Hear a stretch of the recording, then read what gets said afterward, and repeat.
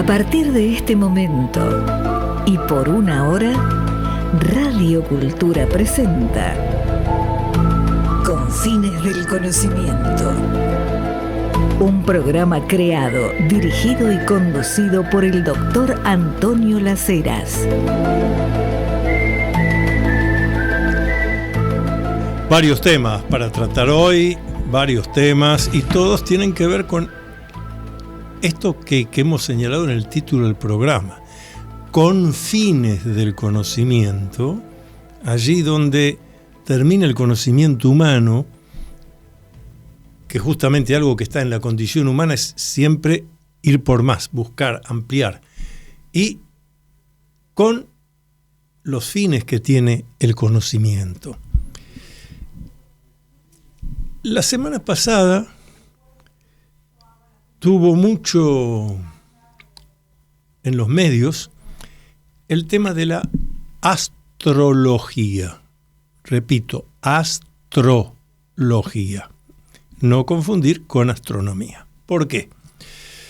Pues una editorial había alquilado, estaba dispuesto a pagar una suma para alquilar fuera del horario en que funciona habitualmente, el espacio del planetario Galileo Galilei, que es del gobierno de la ciudad de Buenos Aires.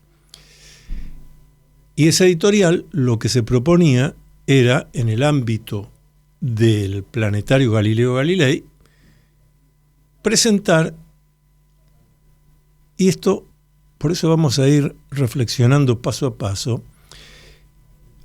la mayoría de los medios de difusión, las redes sociales y demás, dijeron se pensaba presentar un libro de astrología. Ya acá me detengo. Porque un libro de astrología es un ensayo que pretende explicar qué es la astrología que buscan los astrólogos. Esto es una cuestión. Un libro de astrología es un libro que explica qué buscan los astrólogos, qué metodología usan, qué técnicas, cuál es la historia de la astrología, pero no era el caso. Lo que se iba a presentar era un libro de horóscopos. Efectivamente, es parte de lo que hace la astrología. Pero entonces ya no es que se trataba de un libro de astrología, sino de un libro donde usted tiene ese ejemplar, mire, yo nací en tal fecha, a ver qué dice el autor de este libro, que me va a pasar esto, lo otro, que tengo que tener cuidado con aquello. O sea, un libro de adivinación, lo que llamamos artes mánticas. Radiestesia, lectura de la borra del café, el uso del péndulo radiestésico, las láminas de tarot, los horóscopos.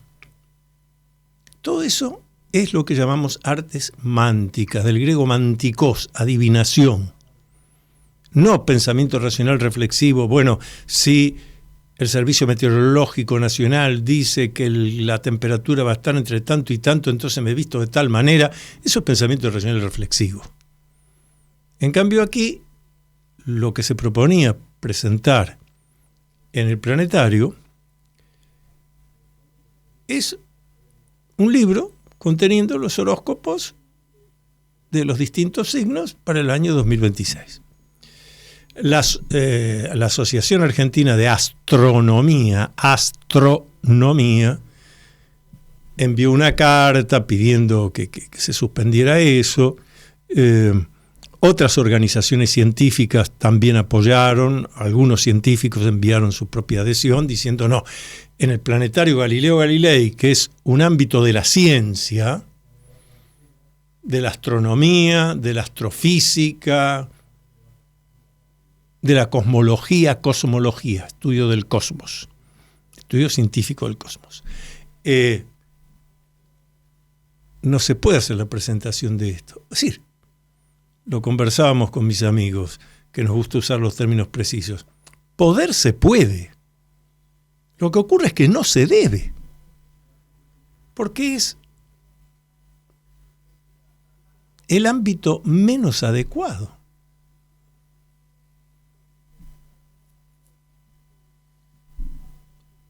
Hay, para poner una comparación, hay gente que dice que tiene poderes para curar a otro, por ejemplo, haciendo imposición de manos.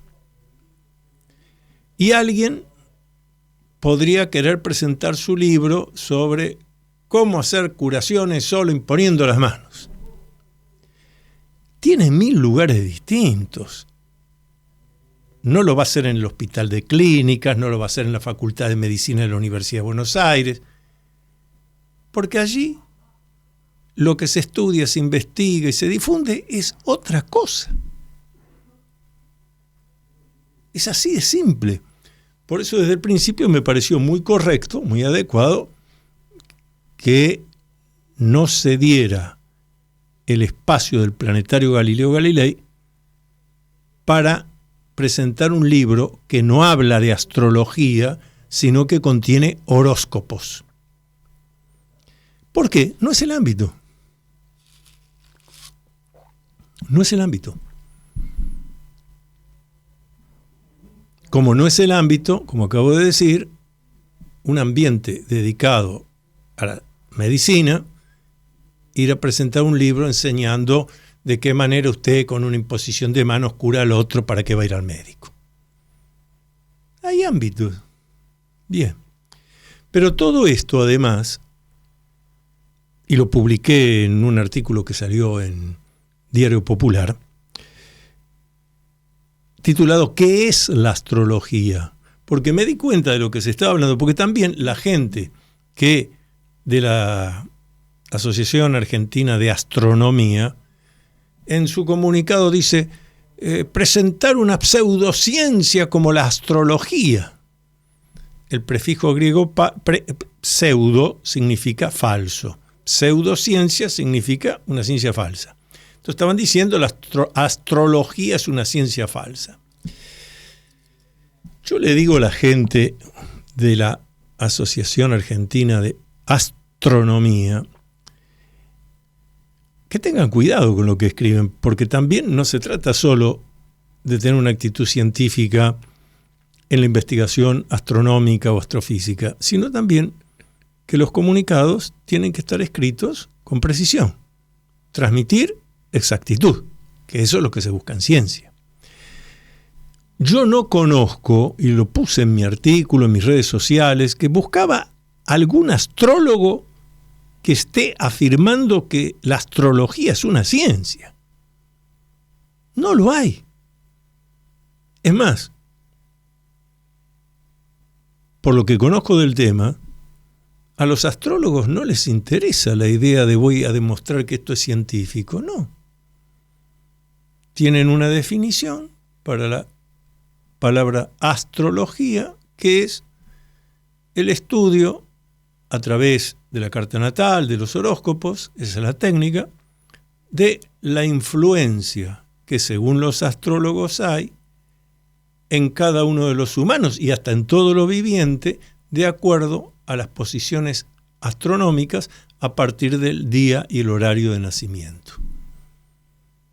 Yo, sinceramente, la astrología es un tema que me interesa, lo he leído, he hablado con astrólogos desde mi juventud.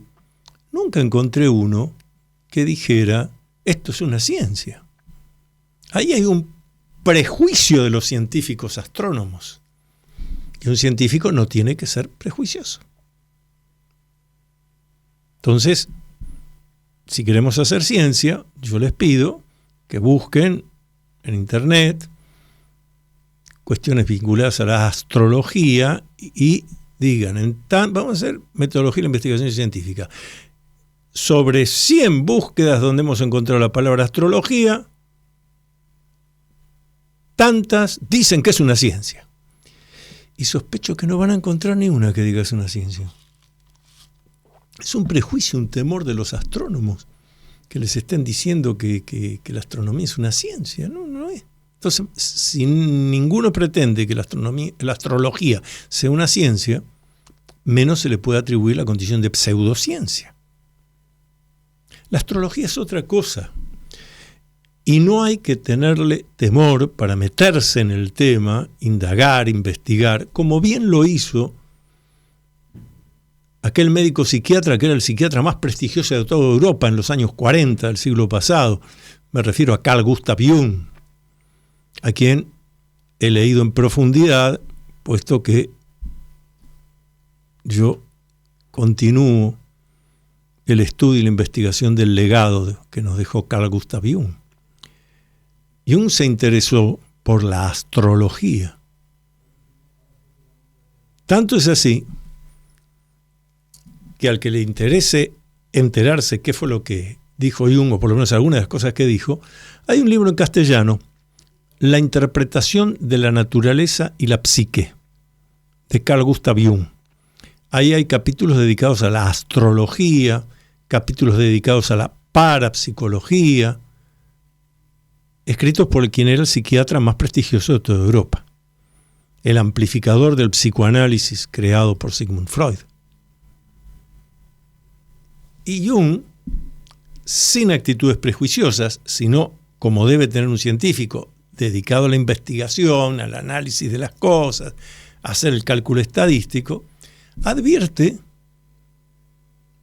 que la astrología le puede dar a él, como médico psiquiatra y psicoanalista, datos de la persona que está atendiendo, que lo está consultando, datos que le pueden ser útiles para el progreso del tratamiento psicoanalítico. Jung no pone esto es una ciencia de ninguna manera. Tiene claro que es una técnica y que sirve para un mejor conocimiento de la condición humana. A tal punto, y esto está escrito por Jung, que el sabio de Zúrich decía que cuando quedaba detenido un tratamiento psicoanalítico de los que él hacía, pero veía que no avanzaban, el consultante y él veían que el tratamiento estaba detenido, estancado. Entonces, Jung le decía, mire, seguir así no podemos, hay que ver que acá hay una traba. Así que yo le ofrezco esta opción. Acá hay una lista de colegas míos, busque usted, vea con cuál, siga con otro, porque ve, acá no avanzamos. Pero claro, podía ocurrir que el consultante le dijera, profesor, yo necesito seguir con usted, no voy a buscar otra persona, le devuelvo este papel. Entonces Jung le decía, bueno, hay una segunda opción. Escuchen lo que les voy a decir. Tome esta lista de astrólogos, hágase hacer su carta natal, su horóscopo, cuando lo tenga, venga. Vamos a interpretar eso y vamos a ver por qué estamos estancados y continuamos el tratamiento. Carl Gustav Jung. Podía ocurrir que el consultante le dijera, no voy a ver ningún astrólogo porque yo lo que necesito es continuar con usted. Entonces Jung daba una tercera opción. Presten atención a lo que voy a decir. Jung le decía, correcto, entonces venga a la próxima sesión, yo lo voy a esperar con el I Ching. El I Ching es el oráculo chino, un libro sapiencial o oracular que tiene como 4.500 años. Jung tenía una traducción hecha directamente del chino al alemán por el sacerdote, el pastor Richard Wilhelm, y lo utilizaba. Y entonces, bueno, se hacía una arte mántica también, se hacía la consulta al I Ching, y Jung dice, lo que me dice el I Ching del consultante es como si fuera la radiografía, pero en vez de ser la radiografía de su cuerpo, es la radiografía de su psiquismo. Ahí descubro, saco el cobertor y me entero de por qué el tratamiento está detenido. Carl Gustav Jung. Entonces, planteo esto en ese sentido, aclarando, si vamos a presentar un libro de horóscopos y demás, no. El planetario Galileo Galilei no es el lugar. Si fuera un libro de ensayo que explica la historia y que pretende la astrología y demás, ahí podemos discutir. Porque es un tema de debate. No está hablando de que sea una ciencia. Está hablando de que es una técnica. Y como bien señalaron algunos en las redes, hay una etapa en la historia de la humanidad donde la astrología y la astronomía están entramados. Pero eso es otra cosa. Vamos a hablar y a discutir qué es la astrología, que fue el título del artículo que yo publiqué en Diario Popular. Y otra cosa es, vamos a ofrecer un libro con el horóscopo 2026 adentro, ¿no? Bueno, eso es otra cosa. Esto por un lado. Y por otro lado, señalar que, tomé el ejemplo de Carl Gustav Jung, podríamos tomar de otros, el hecho de que a través de la carta natal del horóscopo se pueden encontrar aspectos que hacen al consultante y que de otra manera es más difícil de conseguir. O sea, podemos seguir sumando. Son los confines del conocimiento. Pero es así como tenemos que actuar, sin prejuicios, sobre todo quienes hablan desde el lado de la ciencia. La ciencia no puede tener prejuicios. La ciencia investiga, hace sus experimentos y saca sus conclusiones. No prejuzga. Primera pausa del programa, les recuerdo mi WhatsApp para los que quieran enviar algún mensaje, preguntas, sugerencias. Mi WhatsApp es 11 49 49 28 50. 11 49 49 28 50. Seguimos. Todas las actividades del Dr. Antonio Las Heras, investigaciones, cursos, libros publicados, conferencias, están en su web www.antoniolaceras.com. Entonces, recuerda visitar www.antoniolaceras.com.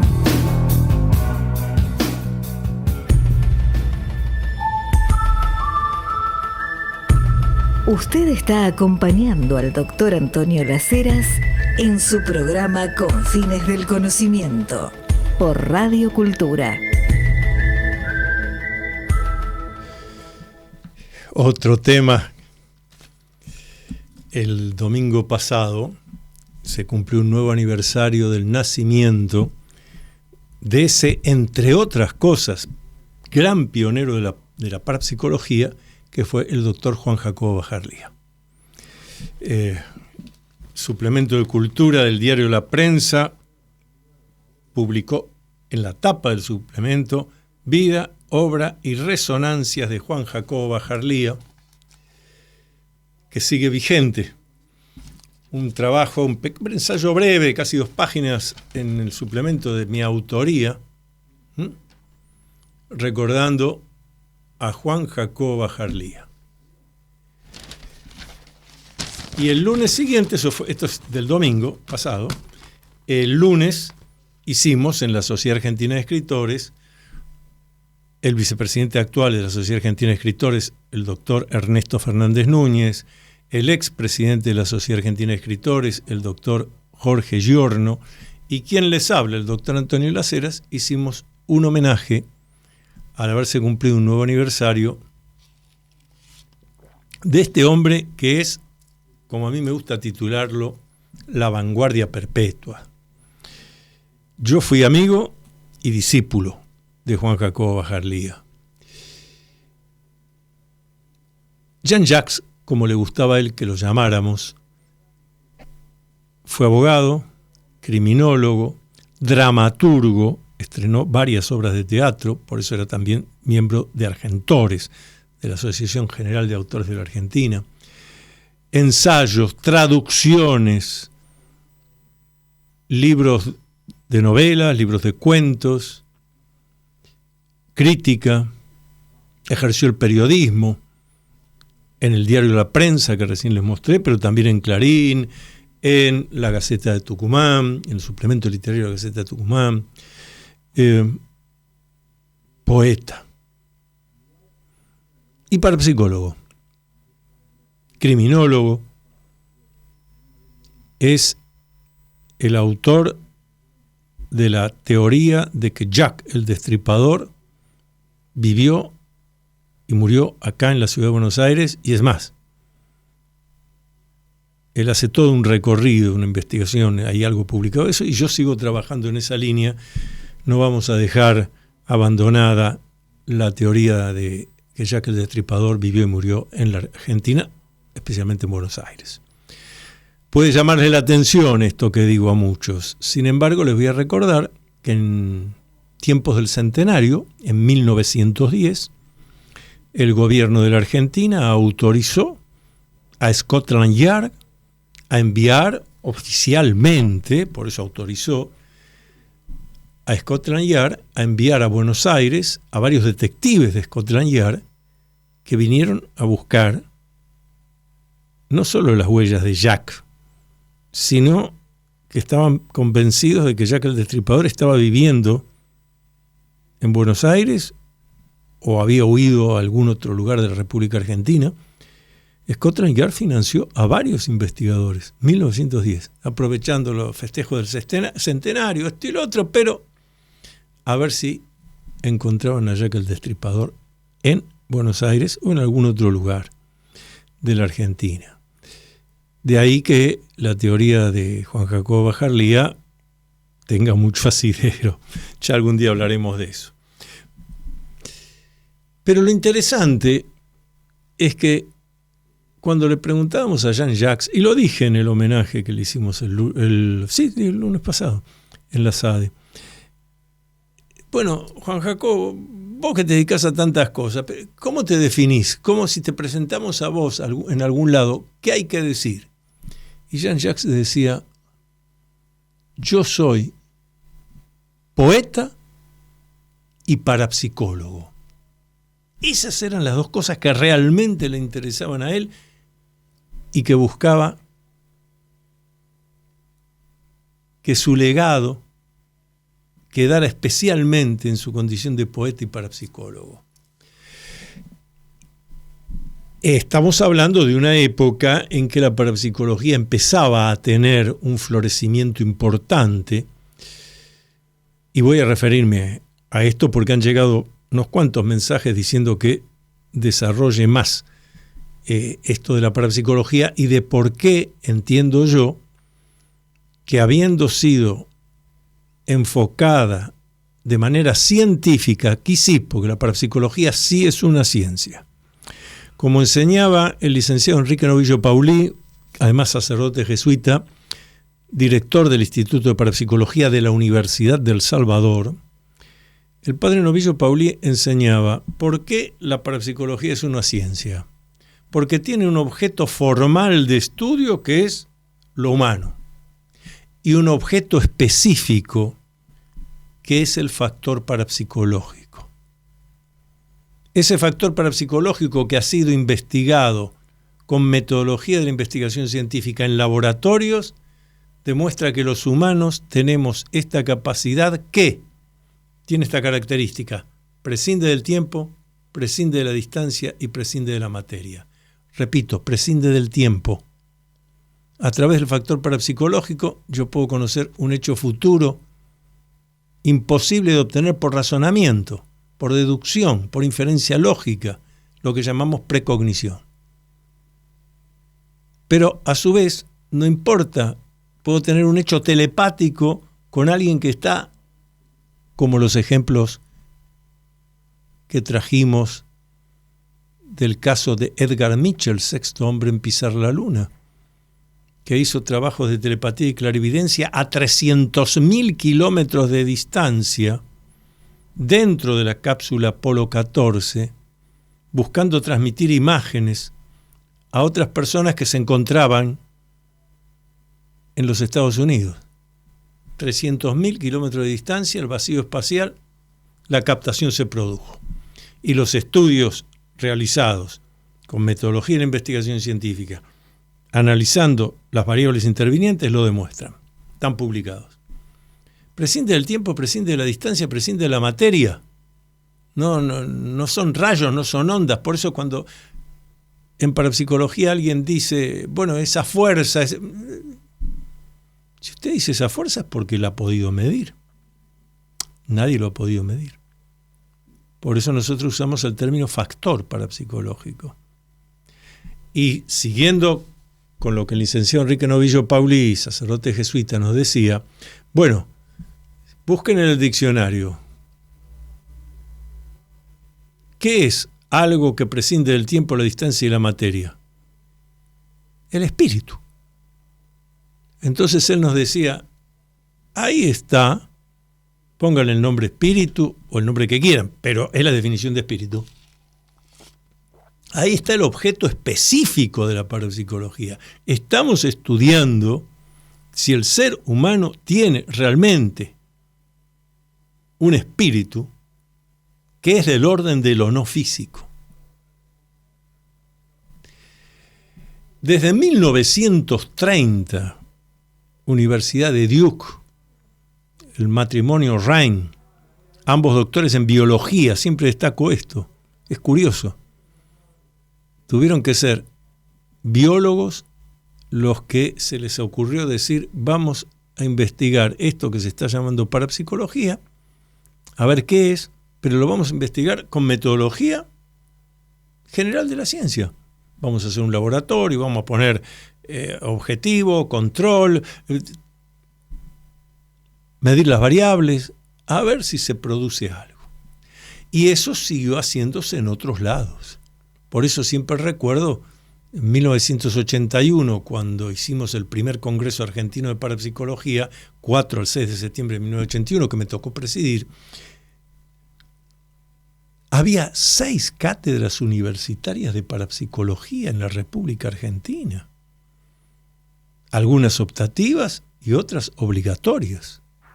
En la Universidad Argentina John Fitzgerald Kennedy, para recibirte de psicólogo, en 5º año tenías una materia, parapsicología, materia de la que yo fui profesor. Porque en aquella época se iba desarrollando el concepto que ya Carl Gustav Jung, Sigmund Freud habían dicho décadas antes, de que para poder estudiar lo psíquico hay que tener conocimientos de parapsicología. Fíjense cuántos trabajos nos legó Sigmund Freud, psicoanálisis y ocultismo, psicoanálisis y telepatía. No hablemos ya de Carl Gustav Jung, que en la clasificación de los sueños no compensatorios directamente incluye los parapsicológicos, entre otros que tienen que ver con lo extrasensorial. Entonces, ¿cómo alguien, como el psicólogo, que va a trabajar lo psíquico, no va a tener una formación precisa en parapsicología? Había universidades y cátedras de parapsicología y laboratorios de parapsicología en universidades de todo el mundo. Y lo interesante es que las experiencias, los experimentos, en lugar de dar sin significación, no, ¿qué será esto? Porque no se ve, no funciona, funcionaron y demostraron, por ejemplo, experimentos de esto hasta se hicieron acá en la Argentina, en el Instituto de Parapsicología, en el laboratorio del Instituto de Parapsicología de la Universidad de El Salvador, se demostró que el factor parapsicológico a distancia puede favorecer el crecimiento de plantas, de semillas, mucho más que control, o sea, mucho más que en forma natural. Controlando todas las variables, la misma humidificación, la misma atmósfera, la misma cantidad de horas de luz solar, control de variables, si no, no es un experimento científico. Y se demostró que sí, que se puede a distancia favorecer, fertilizar extrasensorialmente. Pero pasó otra cosa. Se pudo demostrar que también se podía inhibir el crecimiento de esos vegetales. Inhibir. Control, lo que crecía naturalmente, control crecía más, significativamente más, que allí donde había gente que estaba a distancia sin ir al lugar, buscando fertilizar. Pero claro, era gente que estaba nerviosa, gente que estaba en tiempos de exámenes. La persona está nerviosa, está alterada. En lo psíquico parece que se descargaba afectando el crecimiento de los vegetales. Y en algunas partes del mundo, en aquellos años 70, 80, se hicieron experimentos con cobayos, con conejitos de la India, con ratas de laboratorio, a todas las cuales se le hacía una herida determinada. Bueno, esto que cicatrice naturalmente. Y estos, con el factor parapsicológico, que se le pedía a un grupo de alumnos, personas, que fueran. Nadie preparado especialmente. Y a distancia, no iban al lugar. Y se observa que en algunas ocasiones la cicatrización es más rápida, sin infección, es decir, el factor parapsicológico curativo. Pero si el estado psíquico de quienes hacían el experimento no era de serenidad, de armonía, las heridas se abrían más, había infección. Bueno, luego esos experimentos se terminaron, pero están publicados, estudiados. Ahora, escúchenme ustedes, querida audiencia. Esto que estoy contando, ¿no les resuena a cara conocida, por decirlo de esa manera? Algo que a distancia puede ayudar, algo que a distancia puede perjudicar. Esto es algo que venimos hablando desde hace milenios en la historia de la humanidad. La magia blanca y la magia negra. O sea, la investigación científica en parapsicología permitió demostrar que algo que no tenía ninguna intención científica tampoco, sino que esos esoteristas, ocultistas, unos autotitulados magos blancos, otros magos negros, etc., llevaban adelante una técnica de concentración, de transmisión. Ellos hacían algo que le había sido legado, que le habían enseñado otros, y estaban convencidos que daba resultado. El que hace magia negra para perjudicar, el que hace magia blanca para ayudar. Y hacemos los experimentos y demuestra que eso es posible, que los humanos lo tenemos. A eso súmenle el libro de Alexis Carrel, el Premio Nobel de Medicina, El poder curativo de la oración. Entonces, no es que sea la intervención de Dios ni del demonio. Es mi intención humana y cómo eso habilita el factor parapsicológico. Miren si tenemos para debatir. Pero hay un tema más delicado.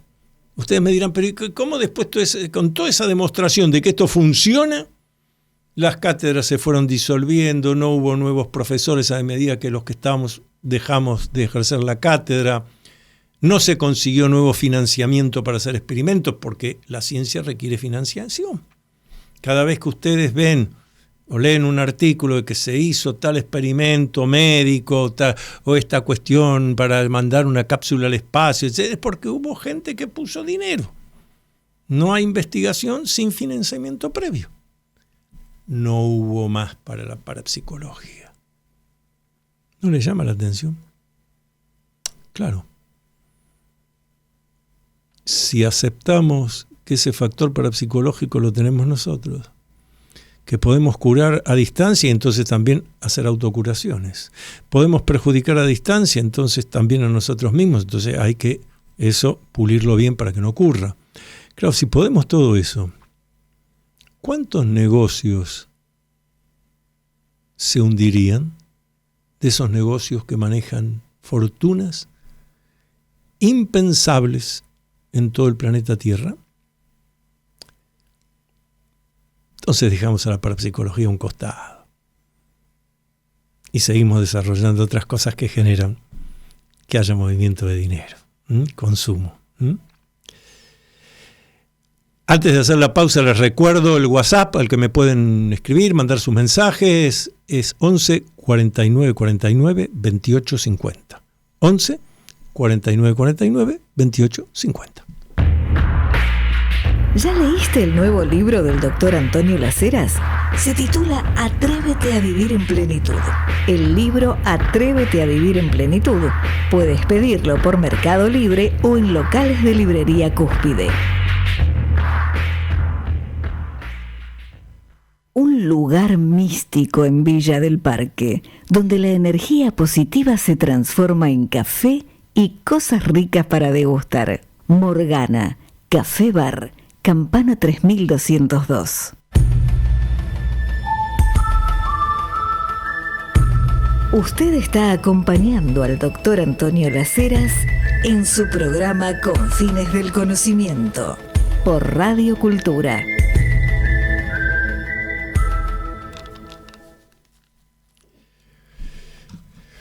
Hay temas,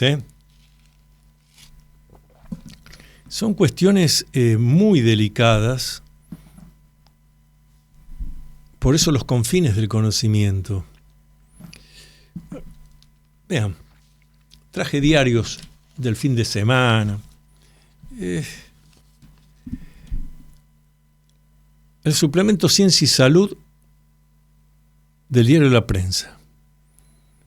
Hay un trabajo aquí interesantísimo del doctor en medicina Enrique de Rosa Alabaster que se titula La longevidad está en la mente. Bueno, esto es otro tema que hay que repetir. La longevidad está en la mente. Tenemos que tener claro eso. Y acá el trabajo del doctor Enrique de Rosa Alabaster señala estudios que se han hecho,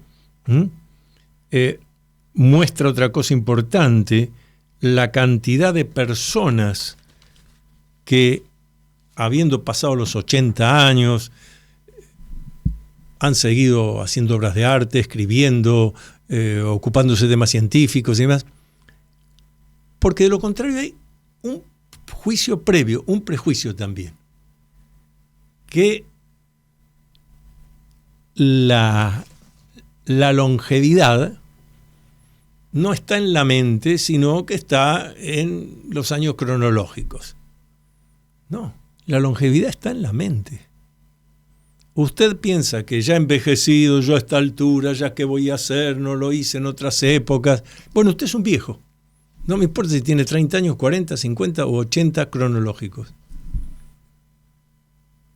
Esto es fundamental. No solo la longevidad está en la mente, yo voy a ampliar más. Todo lo que nos sucede está en la mente.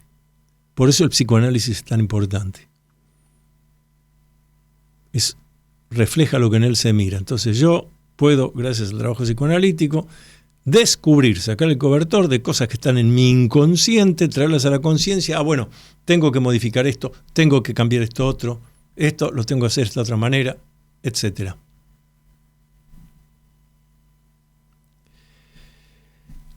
El cuerpo es el campo de batalla del psiquismo.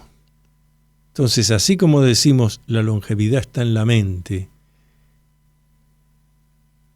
en mi actitud está mi condición de volverme un viejo, inútil, un objeto descontinuado, o alguien que sigue siendo útil primero para mí mismo, luego para la sociedad, para mis seres queridos. Pero está en uno mismo. Soy yo el que tengo que crear eso, lo que llamamos conocer cuáles son los deseos positivos de vida que uno tiene. Ustedes saben que cuando yo hago los talleres o doy conferencias, presentaciones de mis libros, suele haber esa pregunta cuando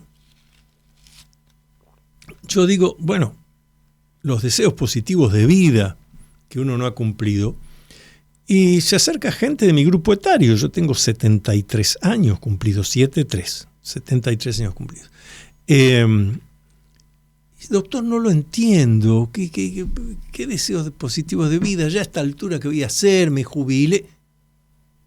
Mire, lo primero que tiene que hacer es buscar un buen psicólogo. Porque no puede haber llegado a esa edad y no entender lo que es esta nueva etapa que le toca vivir. Hay tanto y bueno para seguir haciendo. Entonces, claro, yo hablo de deseos positivos de vida y ya que voy a hacer, los fines de semana voy a ver a mis nietos. No.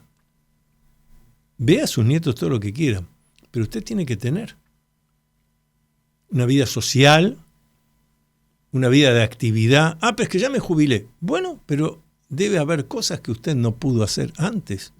Este es el momento. ¿Qué va a leer? ¿Va a ir a un museo que no pudo ir? ¿Va a practicar algún deporte que no había podido? Hay gente de 65, 70 años cronológicos que ha dicho: al fin voy a poder ir a la universidad a estudiar lo que yo siempre quería y no pude. Me decir, pero 65, 70 años, ¿para qué? Para él, primero que nada, no está necesariamente pensando en que si se va a estudiar 5 años de abogado para después recibirse y abrir un estudio jurídico. Está diciendo, esto a mí me interesa. Aprender este instrumento musical, cómo se ejecuta. Este es el tema. Hay, de vuelta esta palabra que hoy estamos usando tanto en esta edición de Confines del Conocimiento, hay un prejuicio, pero que se vuelve un autoprejuicio. Me jubilé administrativamente, me toca algún dinero, según al ser jubilado hay lugares que entro gratis, otros me hacen descuento, pero me jubilé administrativamente, no me jubilé de la vida, del desarrollo de mi psiquismo, de amplificar mi mente, de mis relaciones con los demás. De ninguna manera. Todo eso ahora va a ser distinto. Ahora voy a poder hacer, pero ahora voy a poder, yo decido. Esto es fundamental. Fundamental. Obviamente que más de uno de los que me está escuchando va a dejar algún mensaje en mi WhatsApp en el 11 49 49 28 50 diciéndome, bueno, doctor Las Heras, pero también depende cómo llega uno. Claro, pero ¿de quién depende cómo llega usted a determinada edad cronológica? ¿De alguna posición de los astros, de la luna en cuarto creciente, o de qué estuvo haciendo usted con su propia vida?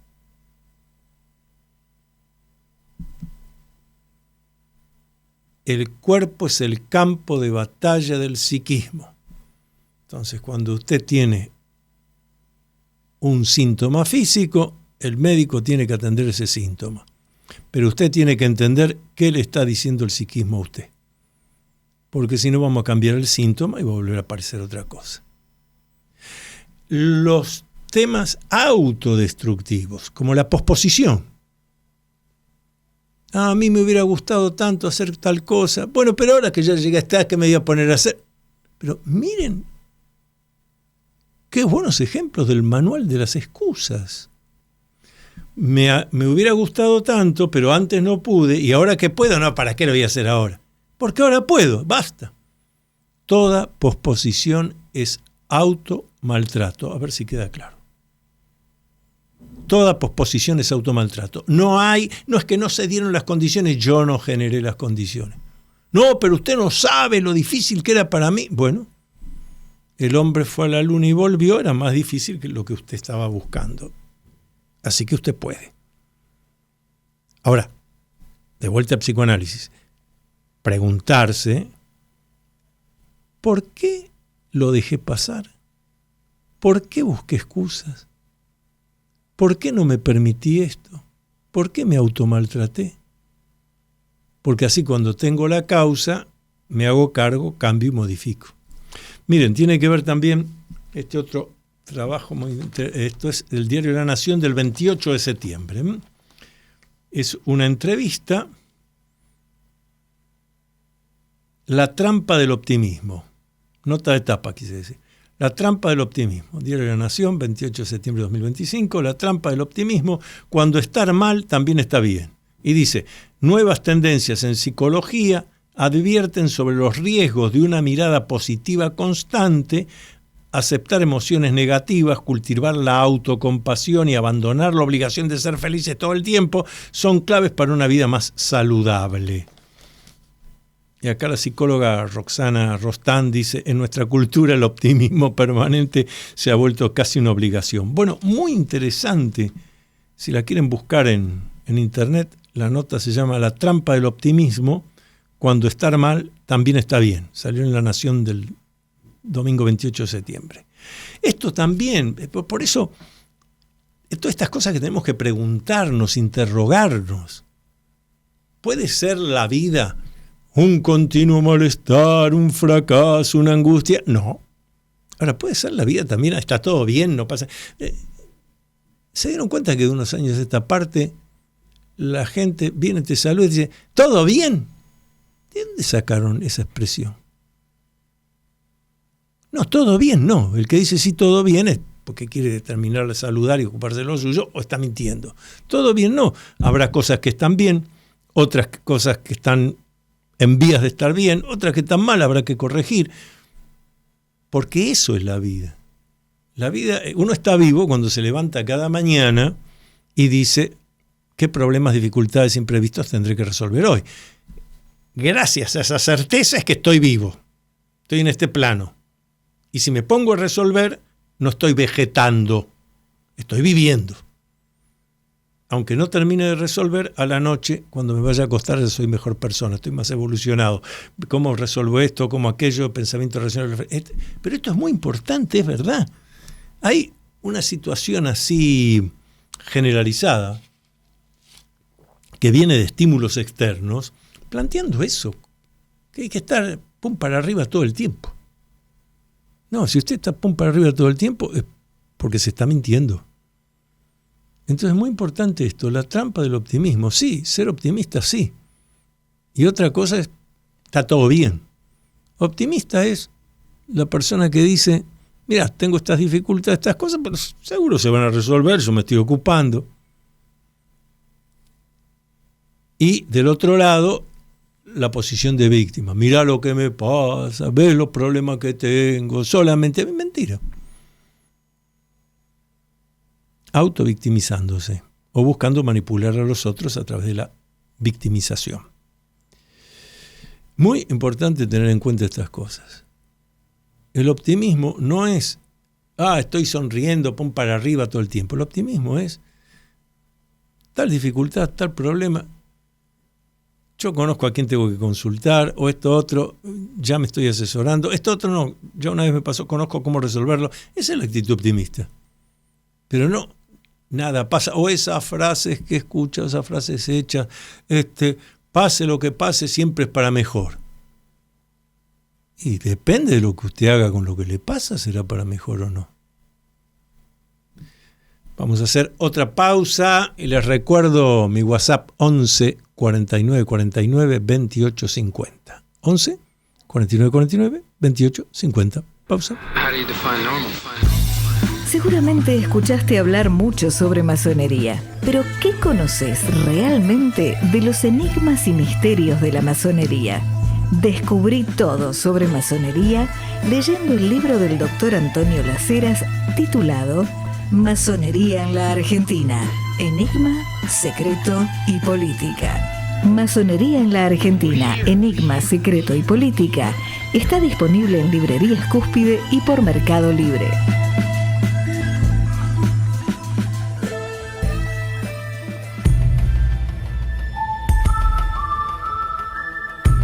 Usted está acompañando al doctor Antonio Las Heras en su programa Confines del Conocimiento por Radio Cultura.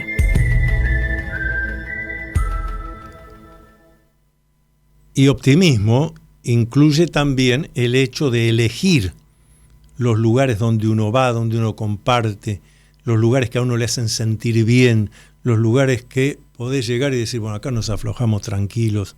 Eso es lo que siempre les digo sobre mi lugar ideal para desayunar, para el almuerzo, la media tarde, la cena, para tomar una copa, de lunes a lunes, para ir con la familia, para ir con los amigos, para ir a una reunión de los que vamos a programar una nueva actividad que vamos a hacer.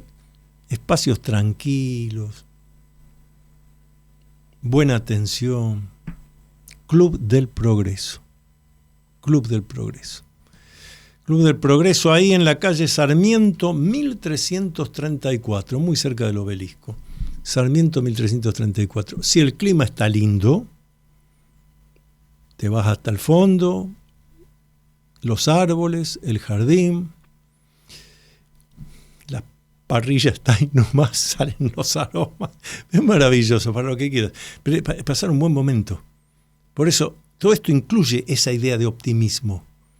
No el optimismo así obtuso, sino si yo voy a un lugar donde me atienden bien, donde hay espacio, donde hay serenidad, no importa que esté en medio de la zona de más movimiento, cerca del Congreso de la Nación, cerca del Obelisco, calle Sarmiento 1334, Club del Progreso, un edificio antiguo también, de espacio. Bueno, eso es parte de las cosas que es quererse, cuidarse a uno mismo. Por eso nosotros vamos al Club del Progreso. Exacto, es así. Hay que decirlo. Hablando de cosas que hay que decir, rescaté de mi biblioteca, hoy ya no nos queda tiempo, pero un libro interesantísimo de otro de los que fue profesor mío, el doctor José Álvarez López, doctor en física, ingeniero, pero también egiptólogo. Este es un libro de hace años, doctor Álvarez López desencarnó hace tiempo, que él tituló Retorno al comienzo. No lo publicó su habitual editor, una edición muy pequeña, de diciembre de 1987. Pero lo que más me interesa es señalar que hay un capítulo donde él dice, no con signo de interrogación, sino con afirmación, el hombre no es originario de la Tierra. Este es un tema que ahora está volviendo a estar en el tapete, pero que es muy importante. Muchos investigadores, son numerosos a lo largo de los últimos 200 años, digo yo, formados científicamente, cuando, como dice acá el doctor Álvarez López, cuando llegamos al problema de cuál es el origen del hombre, encontramos que se vuelve muy complicado poder escribir o describir cómo aparecimos los humanos acá en el planeta Tierra. Si el hombre fuera originario de la Tierra, podría acomodarse a los distintos climas del planeta, o por lo menos algunos de ellos. No obstante, vemos que no hay ni una sola tribu humana que viva en condiciones naturales. Todos los humanos necesitan recursos artificiales para vivir en este planeta. Sigo leyendo al doctor José Álvarez López. A diferencia de los animales, el humano, dejado en cualquier lugar del planeta, es rápidamente destruido por el medio ambiente. No le es posible vivir sin el uso del fuego. No hay ninguna tribu que se alimente directamente con lo que la naturaleza terrestre le da. Todas las razas humanas se defienden del ataque de los insectos mediante recursos artificiales como el vestido, el fuego, los ungüentos, etc. El hombre necesita de la ropa o de la choza para su protección durante el día o la noche. El hombre es un ser totalmente inadaptado a todos los climas y circunstancias del planeta Tierra. El hombre es extranjero en este planeta. Pero aquí hay que subrayar un hecho adicional. El hombre es el único extranjero en la superficie de la Tierra. No comparte su ostracismo planetario con ningún otro animal. Es una situación que singulariza su jerarquía y su independencia frente a todos los otros seres que pueblan el planeta Tierra. Y sigue. Comienzos de los años 80, el retorno al comienzo del doctor José Álvarez López, un hombre científicamente formado, y que su análisis de las cuestiones le va mostrando eso. Algo que hoy en día hay cada vez más investigadores, antropólogos, que dicen no tenemos cómo poder explicar cómo aparece esto que la antropología llama, la antropología académica científica llama el hombre moderno. Libre albedrío, pensamiento racional reflexivo, creatividad, proactividad. Bueno, el mismo Charles Darwin, estamos hablando a fines del siglo XIX, comienzo del XX, el mismo Darwin, que era evolucionista y demás, estaba convencido de que el organismo unicelular al humano, todo eso la naturaleza lo había hecho. Y sin embargo admite, dice, el eslabón perdido, porque entre los grandes simios y el hombre moderno hay un salto. No hay ejemplos de evolución. Yo sigo este tema día a día Y prácticamente todos los meses hay algún hallazgo. Se encontró un esqueleto fosilizado de 20.000 años, 25.000 años, y se encuentran datos que desconocíamos. Esto viene a revolucionar lo que conocíamos del desarrollo humano. Continuamente viene a revolucionar. Porque todo lo que tenemos son este esqueleto, aquel otro, pero si esa evolución fue pasito a pasito, no es así. Fue de golpe. No hubo evolución. Del hombre de las cavernas pasamos al hombre moderno, que construye, que hace estas cosas, que nos permite hoy haber hecho este programa de radio. Se nos acabó el tiempo, regresamos miércoles que viene, 20 horas, acá por Radio Cultura. Mientras tanto les he dejado un amplio espacio para reflexiones. Luminoso abrazo a todos. Hasta aquí, usted acompañó al doctor Antonio Las Heras en su programa Con Fines del Conocimiento. Regresamos el próximo miércoles a las 20 horas por Radio Cultura.